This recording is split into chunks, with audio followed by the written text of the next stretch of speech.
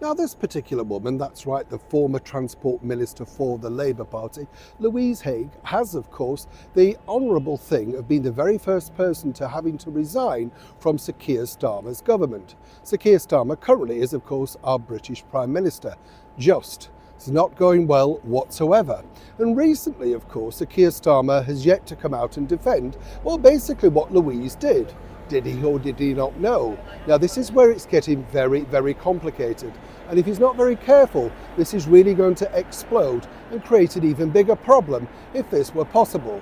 This, of course, is a Prime Minister that took many freebies from a donor, Lord Wahid Ali, and more importantly, those infamous Taylor Swift tickets, apparently of which he paid back, but under reluctance. Do you see how this works? But what's really the problem now with the ex-Transport Minister? Let me explain. Morning, good to see you today. Thank you so much as ever for your time. Lovely to have your company. It is a problem, isn't it, when you get somebody who's resigning, and there lies your problem, because of course they then become bitter a week down the line. They feel that they've been, well, unfairly treated. See, according to Louise, who had a bit of a fracas over some missing mobile phones, which resulted in some alleged fraud charges, well, she was very upfront and honest with Sir Keir Starmer. This is an incident that happened over 10 years ago. Now, recently in the House of Commons, the leader of the opposition, Kemi Badenoch, basically asked Sir Keir exactly did he know that he'd actually employed a fraud person for his transport minister. He fired back that in fact two predecessors of the Conservative Party were also of that.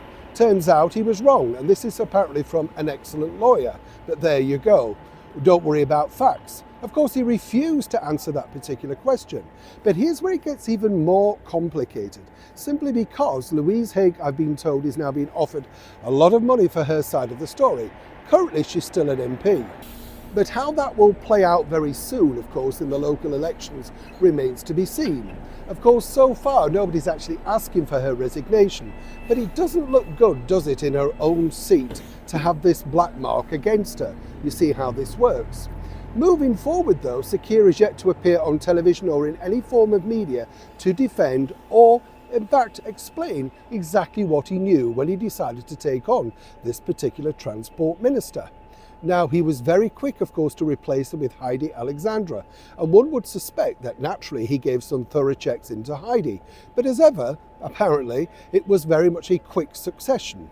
Now, what's happening behind the scenes is this.